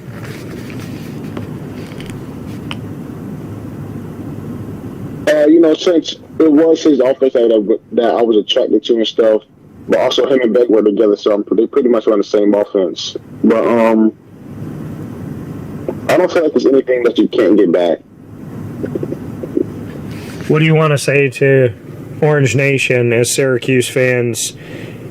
First thought on that, one of the first thoughts that they had when Coach Anae left was what's going to happen with LaNorris. So what do you want to say to Syracuse fans? I'll just say everything happens for a reason. And at the end of the day, what's best for me is what's best for me. I think that's all I can say. So for you, once you sign in December, are you planning to enroll early? Yes, sir. So wherever you go, you'll be there in the spring, be there January, and then for spring ball. I know you said the in-state schools are getting heavier on you right now. Is it really just the South Carolina Gamecocks, or is there somebody else that you feel holds some weight to them? USC, Coastal, App State, schools like that. Okay. And how do you feel about those situations right now? Is there anybody that sticks out? Is there anybody that you feel really, really good about? I mean, how do you look at them? I'm just really taking it in, think about it, talk about it with my family and stuff. Did you think you'd be in a place where you would essentially be re-recruited? Right? I mean, do you feel like you're going through your recruitment all over again? Kinda, sorta. Okay. Has your brother talked to you about it? I know Syracuse offered Jaden as well, so have you and your brother kind of discussed, hey, we could still play together at SU, or how has Jaden kind of handled this with you? Me and him honestly don't really talk about recruiting. We'll say stuff every now and then about it, but nothing really too serious. So people are going to be staying tuned to you on signing day. Do you have a plan for signing day? I think I'm just doing it at my school. And nothing's planned yet, but okay. And is this kind of like, are you going to put much on social media, or do you kind of just want to keep everybody on edge until that minute? I might just not put anything on social media. I just all the attention. I don't know. I just don't like a lot of attention. Fair enough. LaNorris Sellers, quarterback 2023, early enrollee potentially at Syracuse, or we shall see. LaNorris, I appreciate your candidness, and you've always been giving me time on the show, which I appreciate, and it's good to get to talk with you. I'm so happy that you stayed healthy more than anything through this season and got the state title that you told me that you wanted. So it's no matter what happens, high school has definitely, I think, ended on a high note for you. Could it get any better than this at South Florence, or do you think this is the best it could have been? I think this is the best possible ending we could have got this season. LaNorris Sellers. Well, LaNorris, I will definitely be in touch with you as we get closer to signing day and on signing day. And in the meantime, God bless as always to you and your family, and definitely a Merry Christmas and a Happy Holidays to everybody. Yes, same to you. So, that was interesting. That was interesting, folks, was it not? We shall see. We shall see what we shall see. In the mix, Appalachian State, Coastal Carolina, South Carolina, and Syracuse is the team that he has committed to. A lot of moments there kind of make you stop and think, correct? When I asked him if he was going through recruiting again, what did he say? Kinda, sorta. I asked him about him and his brother both getting recruited by Syracuse, and is there a chance they could still play together? He said, me and my brother don't really talk a lot about recruiting. So, and I asked him what he would say to Syracuse fans. He said, quote, at the end of the day, what's best for me is best for me. And I think the biggest thing when I asked him where he stood, there are a lot of pauses, okay? There's a lot of pauses. Those are genuine pauses. Those are not edited pauses. That's it. That's a pause. Many a time when I asked him about Syracuse, pauses. When I asked him about other things, not so much a pause.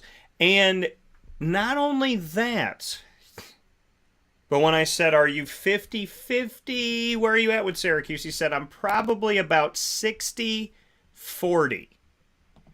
Well, folks, for those of you playing the home game, that's just a little bit above 50-50. 60-40 Syracuse, not where you want to be right before signing day. You don't want 40% to potentially be somebody else, because 60-40, that could become 50-50 real quick. You want players to be 90-10, 100-0. I don't even want them to be 80-20 going into early signing day. So, here we are. Early signing day, December 21st. Not that far away. What's today? The 12th? It's a week and 2 days away. Next week, next Wednesday. I know that y'all asked me how I feel about it. For Syracuse, not good.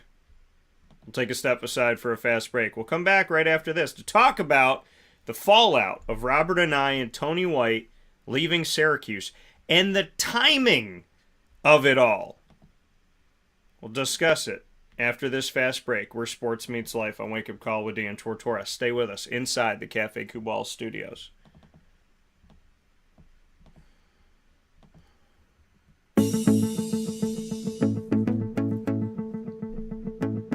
Avicoli's, located on the corner of Route 57 and Wetzel Road in Liverpool, New York, has been your trusted neighbor for decades. Located just steps from Liverpool High School, we're happy to have the Liverpool Warriors on-site, on-location broadcast at Avicoli's through Wake Up Call with Dan Tortora every single month, featuring student athletes, coaches, and administration throughout the year from Liverpool High School. Head out to Avicoli's today on the corner of Route 57 and Wetzel Road in Liverpool, New York, open Tuesday through Sunday for lunch, dinner, and drinks. We'd love to see you out there. And of course, you can call them at 315-622-5100 for takeout, delivery, and catering. That's 315-622-5100. And also find them on myavicolis.com. That's myavicollis.com.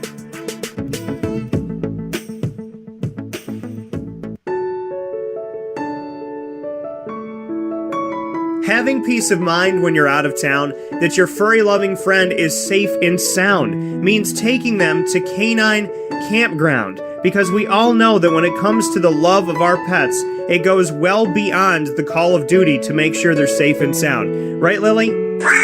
So take a ride to 242 Johnson Street in East Syracuse, New York, and see Canine Campground and where your dog will be staying, in the Classic Cabin, the Executive Cabin, the Grand Cabin, or of course the Luxury Cabin, because if you know Lily, you know she loves luxury. Now you don't have to wait to the last minute to find a family member or a friend that'll take your dog for a few days.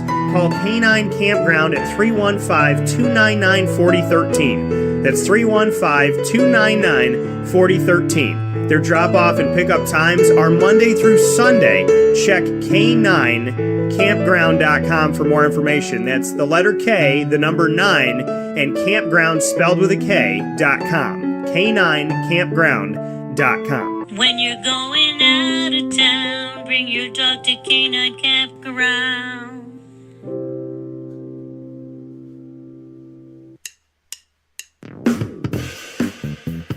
PB&J's Lunchbox, the food truck that you love finding all throughout central and upstate New York, now has a street-side cafe. So when you're craving their traditional favorites as well as their out-of-box amazing menu items, you can now head to 663 Old Liverpool Road in Liverpool, New York. Located just minutes from the highway, the Thruway, Destiny USA, and Onondaga Lake Parkway, PB&J's Lunchbox Street-Side Cafe is there for you Monday through Saturday from 9 a.m. to 7 p.m., serving breakfast, lunch, and dinner all throughout the day. Get breakfast for dinner, dinner for lunch, whatever you fancy, including their award-winning grilled peanut butter and jelly sandwich. Find them at 663 Old Liverpool Road in Liverpool, New York. PB&J's Lunchbox, where we love to know what's in your lunchbox.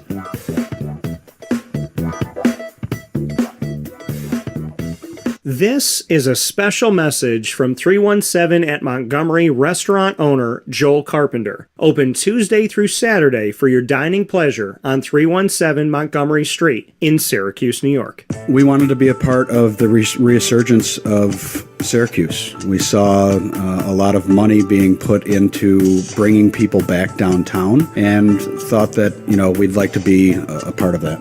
I love putting together a good dish where people see it first, they fall in love with it, and then it tastes just as good as it looks.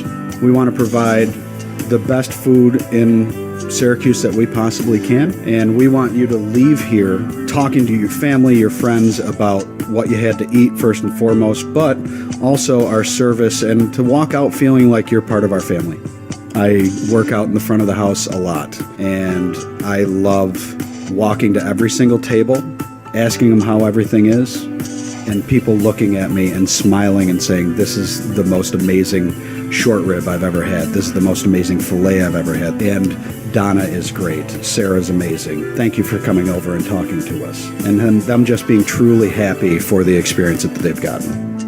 317 at Montgomery Restaurant, part of the fabric of downtown Syracuse, located on 317 Montgomery Street in Syracuse, New York. Open Tuesday through Saturday for a unique and memorable dining experience.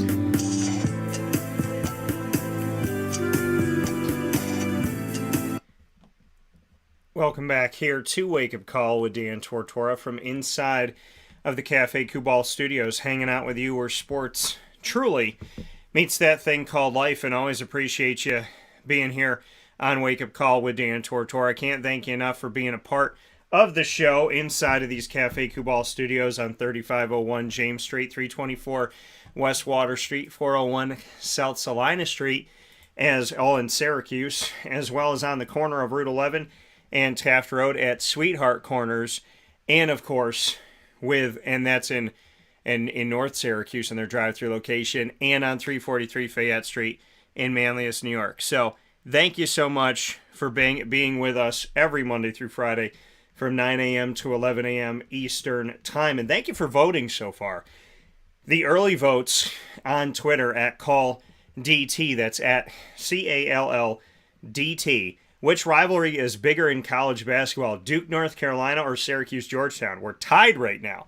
It's 50-50. So early voting is in. 50% of you said Duke, North Carolina.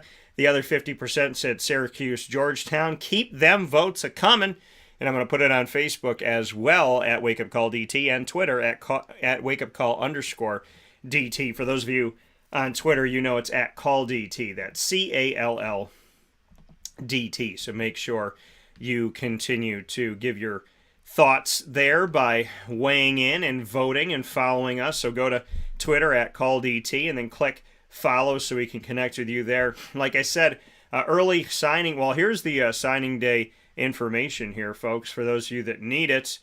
Taking a look at this right now, we look at Division I football early signing period, December 21st, Division I and II mid-year, and junior college transfer signing period is also December 21st, and then Division I and II regular period for football signing is February 1st, 2023. So, a lot of great stuff coming up here on December 21st, the first day of winter. What will we feel here in Syracuse? A little chill from LaNorris Cellars or some good news? We shall see. We shall definitely see that. So, I'm excited. I'm definitely looking forward to it. Early signing period. And at the same time, you know, I can understand why fans are a little bit like, how do I feel about this day coming up? Well, it's going to be interesting. It's definitely going to be interesting, as you heard that news from LaNorris Cellars. Here on Wake Up Call with Dan Tortora, where sports meets that thing called life. I appreciate you being here. Appreciate hanging out with us here on Wake Up Call with Dan Tortora. I can't thank you enough for being a part of the broadcast. And, you know, let's get into it. Let's look at Syracuse's list, right, of the players that they have had said yes. Now, over the weekend, a couple guys said yay on Syracuse, which is a good thing for 2023. It was 10 commits, and now Syracuse has 12. So, well, 11 at this point. A little confusing here. So, Vincent Carroll Jackson, defensive lineman out of Harrisburg, Pennsylvania, he committed over the weekend to Syracuse. From Texas, offensive tackle, still committed to Syracuse. Zion Moultrie-Goddard, who's joined the show before, keeping New York in New York, and New Rochelle, New York, linebacker still committed. Jalil Smith, who was just on the broadcast, he told me he's still committed to Syracuse out of Abraham Lincoln out of Brooklyn. Definitely make sure you go back and listen to that broadcast on any one of our outlets. You have so many places to listen to the show. All you have to do is go on Amazon Music, Audible, iHeartRadio, iTunes, and Apple Podcasts, MixLR, TuneIn, Podbean, Spotify, Stitcher, Podvine, Player FM, YouTube. Search Wake Up Call with Dan Tortora, or one word, Wake Up Call DT, and you can get our entire archive of broadcasts, including my conversation with Jalil Smith, as well as my conversation with David Clement out of Christian Brothers Academy in Albany, New York, a tight end there, and his thoughts on if he's coming to Syracuse still. Mawafik Parkman, athlete out of Hillside, New Jersey, still committed. Bryce Cahoon out of Kansas, wide receiver, is committed. Jaden Bass out of Springfield, Massachusetts, offensive lineman. Richard Perry, who just won a championship with back-to-back titles with Bennett. Richard Perry out of Buffalo, New York, the defensive lineman, still committed to Syracuse. Ike Daniels out of Stafford, Virginia, is and running back. And as of right now, LaNorris Cellars is still on the list. 60-40 out of Florence, South Carolina. Quarterback, interesting. Muy interesting very much right now. So definitely, let's see. So, you know, it's interesting, folks. It's very interesting. So, and another commitment to Syracuse is Joe Moore. So, Joe Moore, another guy here on the list, and he is a transfer. So, he's a University of Richmond Spiders football grad who's coming over to Syracuse football. So, that's another one that they got coming in, and not a true freshman, but a grad transfer. So they do have him coming onto the team. So more good news for Syracuse, right? Good stuff there, and some positivity for the Orange. So we shall see as things come out here and as we move forward here. And Syracuse obviously needs all the help that they can get. He's an offensive lineman, Joe Moore, who's committed to Syracuse, so that's definitely some good news to have another offensive lineman coming in. And he had a bunch of different teams interested, including Buffalo, Charlotte, Memphis, so a lot of places looking at the grad transfer who's going to be coming to Syracuse to help them out. So you have him committed on top of 11 true freshmen looking to come in and make a splash here. So we will see. We will see as we step forward, folks, but I'm definitely excited for it. Syracuse needs to get some more on the list here because, remember, you're losing a bunch of players that have finished up their eligibility. You're losing Garrett Williams, Michael Jones, and Sean Tucker, I would anticipate, early. And on top of all of that, you already have guys in the transfer portal. So between guys finishing their eligibility to guys leaving early to guys leaving the team altogether to the transfer portal, you got to make up for all those roster spots, including the spots you're going to have them open anyways. So look at what you got and say, okay, with all these guys moving forward, let's get some more guys on this list for the Syracuse Orange football team. Definitely got to look at it and move forward here. Because if we take a look at where things stand right now for Syracuse and we go to their roster, I want to just take a little gander at the roster here and see what they have coming in and going out, just to see how many spots, because there's 85 scholarships, remember, folks. And so taking a look at this right now and where things are currently lined up for Syracuse football, you see this and say, okay, so they got 3, 4, he's probably leaving. So you got 5 spots, he's leaving. 6, he's leaving. Well, he's finishing up. 6, 7, 8, 9, 10, 11, 12, 13. Just counting through these spots here. 14, 15, 16, 17. I think some of these guys might be leaving, but I'm just doing this out of brass tacks right now. 18, 19, 20, 21, 22, 23, 24, 25, 26. There's also the COVID year to look at as well. 29, 30, 31, 32, 33, 34, 35, 37, 38, 39, 40, 41, 42, 43, 43, 40, let's see here, 44, 45, 46, 47. I'm going through the guys that aren't on scholarship as well. 48, 49. Oh, Matt Bergeron leaving early too. And he's coming back. 50, 51, 52, 53, 54. He's leaving. 55, 56, 57, 58, 59, 60, 61, 62, 63. So arguably 65. So they got to make up 20 spots on their roster right now from what I can see. Greg, I am going to post my LaNorris interview separately on all outlets, yes. On all of our outlets. So Syracuse has to make up about 20 spots from what I'm looking at right now.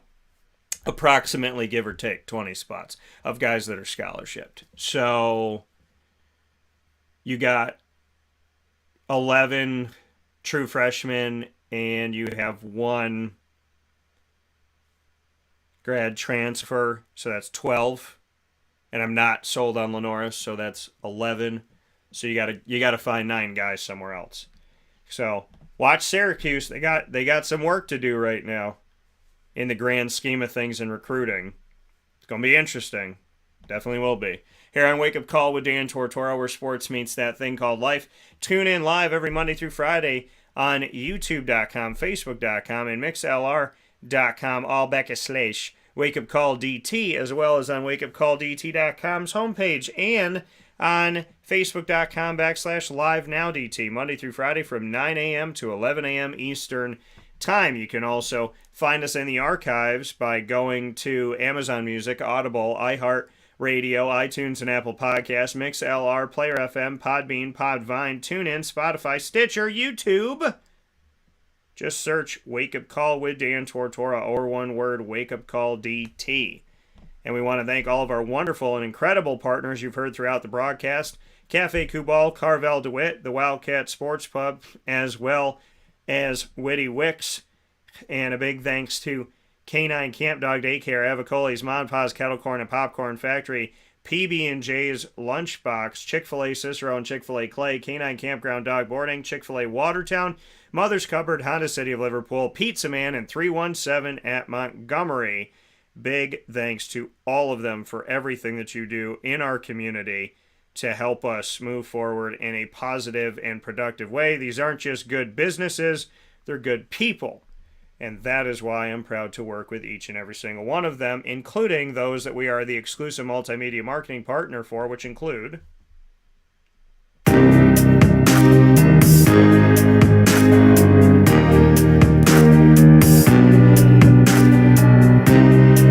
the Lemoyne College Dolphins. It is Fins Up every single month on Wake Up Call with Dan Tortora, where sports truly meets that thing called life. Every first and third Wednesday of each month, you can hang out with us here on Wake Up Call with Dan Tortora for AD and DT, featuring Athletics Director Bob Beretta and myself, Dan Tortora, giving you a bunch of different topics throughout the year, including the exclusive home, let me say one again, the exclusive home of everything when it comes to realignment, reclassification, as Lemoyne potentially looks at going Division I.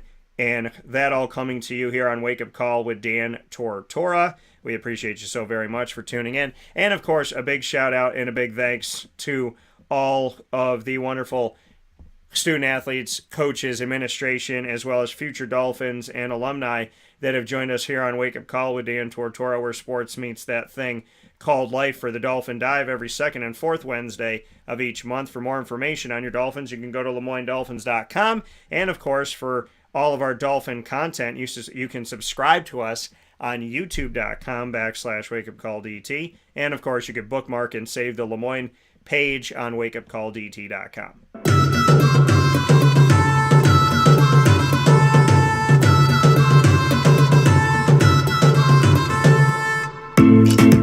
Wake Up Call with Dan Tortora is also the exclusive multimedia marketing partner of your Bryan and Stratton College Bobcats of Syracuse.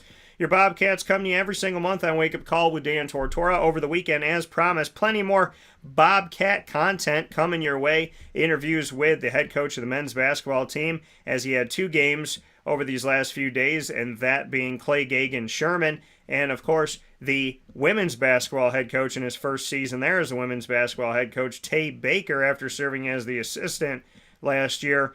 His Bobcat Buzz special also aired over the weekend. You could find out all these Bobcat specials by going to the BSC Syracuse tab on WakeUpCallDT.com, subscribing to YouTube.com / WakeUpCallDT, and, of course, sticking with us all throughout the month for all of the awesome things that we can share with the Bobcats in a way that they've been spotlighted, that unlike ever before with Bryan and Stratton College of Syracuse. We appreciate the Bobcats, we appreciate you, and we implore you to come out to their games for the upcoming inaugural baseball season. Of course, men's and women's basketball going on right now, and men's and women's soccer, as that will go on in the coming months. And a big shout out to them that have both won national championships and both won in recent history. Find out more information on your Bobcats by going to syracuse.bscbobcats.com. Want to thank y'all for tuning into the show here on Wake Up Call with Dan Tortora inside of the Cafe Kubal Studios. Big shout out to my Syracuse players that joined me here today and have joined me before as well. Big shout out to Judah Mintz as well as Symir Torrence, both point guards on the team. Shout out to guard Joe Girard III, hailing from Glens Falls. What up? And Symir Torrence, hailing from Syracuse. I'll say word. So I got to shout out Central and Upstate New York, and I got to do it in a fun way. And a big shout out to my guy. I call him the Red Light District. That man, when he is blocking them shots, he is knocking you out of the Red Light District. Jesse Mother-freaking Edwards, center on the team, coming from such a beautiful, beautiful place in Amsterdam. So big shout out to Jesse Edwards and the whole team. Thank you to all the gentlemen that have made that Georgetown game amazing and that are on a 3-game winning streak. And I know Syracuse fans are hoping that it's 4 as they play tonight at 8 p.m., not 7 p.m., 8 p.m. Why? Because the Dome's doing something cool, and of course they're charging more for it, because why not make more money off your people instead of just letting them in early? Syracuse will be going off against Indiana in men's soccer, trying to win themselves a national championship. And so they're going on at 6 o'clock. They'll be up on the giant new screens at the Dome and all the other screens that are there as well. So you can come in early at 6 o'clock, watch Syracuse men's soccer, and then at 8 o'clock, watch Syracuse Monmouth on the court in the Dome. We'll see you there at the Dome. Come over and say hi. Much love to all of you out there. Big shout out to LaNorris Sellers, as well as to the Syracuse players that joined me on today's broadcast. Thank you to all of you. Thank you to God above all. And thank you to all my family and friends. Facebook at Wake Up Call DT, Twitter at Call DT, Instagram at Wake Up Call _DT, Ma and Pa's Kettle Corn and Popcorn Factory, bringing you what's poppin'. And go out there and get yourself, and these are great gifts as well, get a tin at Ma and Pa's on 201 Old 7th North Street in Liverpool, New York. Right off the highway, right off the thruway, by downtown, by the mall, by the Dome, by Syracuse University, by Lemoyne, by Bryan and Stratton, literally centrally located for you, 201 Old 7th North Street in Liverpool, New York. Get there today, and you buy any one of their tins, half-price refills for the rest of your life. You buy a small one, half-price refills. Buy a huge one, half-price refills. And you can fill it in with whatever flavors you want. They have little dividers, so you can have more than one flavor at a time. Get out to Ma and Pa's today. Get your half-price refills by getting your tins. Great gifts for Christmas and the holiday season. 201 Old 7th North Street in Liverpool, New York. And, of course, great gifts, as always, at Witty Wicks. Voted your favorite gift shop spot in Central and Upstate New York. Witty Wicks, baby.